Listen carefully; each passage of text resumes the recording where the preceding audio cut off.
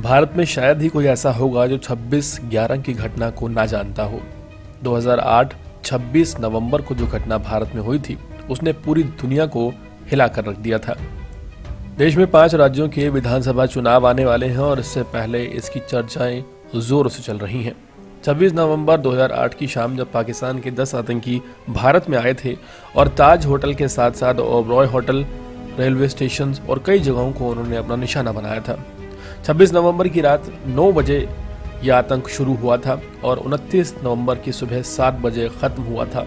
इकलौता आतंकी अजमल कसाब, जिसे 21 नवंबर 2012 को फांसी दी गई थी, वही इसमें बचा था।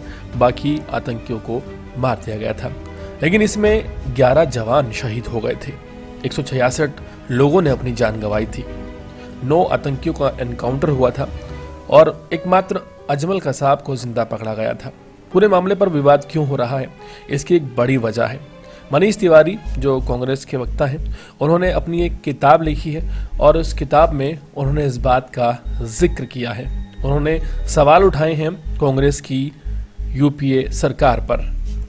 कांग्रेस पर निशाना साधते हुए मनीष तिवारी ने इस किताब में जिक्र किया है 9/11 का और साथ ही साथ 9/11 की घटना की तुलना 26/11 से की है। उन्होंने कहा है कि जिस वक्त दूसरा देश आपके कमज़ोर लोगों पर जुल्म कर रहा हो तो इस समय संयम दिखाना ताकत की पहचान नहीं होती, बल्कि कमज़ोरी की पहचान होती है। उन्होंने कहा कि उस वक्त कांग्रेस को जवाबी कार्रवाई करनी चाहिए थी, लेकिन कांग्रेस ने जवाबी कार्रवाई नहीं की थी।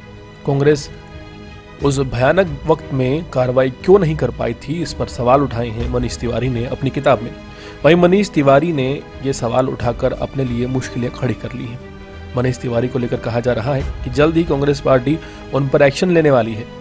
वहीं चुनाव से पहले इस किताब के सामने आने पर बीजेपी को एक बड़ा मौका मिल गया। बीजेपी जो विपक्ष पर किसी न किसी बात को लेकर निशाना साधने का मौका तलाशती रहती है, ये एक बड़ा मौका बीजेपी के लिए साबित हुआ और बीजेपी ने भी इस पर कई सवाल खड़े कर दिए कि आखिर कांग्रेस ने उस वक्त आतंकियों पर कड़ी कार्रवाई क्यों नहीं की और ख़ासकर पाकिस्तान पर कार्रवाई करने से किस लिए मनमोहन सरकार बचती नजर आई। बीजेपी ने कई ऐसे सवाल खड़े कर दिए हैं कांग्रेस पर और पूछा है कि क्या उन्हें अपने जवानों पर भरोसा नहीं था या फिर उन्हें खुद पर भरोसा नहीं था। आखिर पाकिस्तान को उस वक्त किसे जवाब देना चाहिए था और कौन जिम्मेदार है जिसके लिए पाकिस्तान को जवाब नहीं दिया गया। बीजेपी प्रवक्ता ने साफ कहा है कि जो कांग्रेस आए दिन हिंदू आतंकी कहकर नए नए प्रोपेगेंडा चलाती है, उसे आखिर 9/11 के समय वो आतंकी नज़र क्यों नहीं आए। पूरे मुद्दे पर विवाद शुरू हो गया है और हाल फिलहाल मनीष तिवारी की ये किताब चर्चाओं का विषय बन गई है।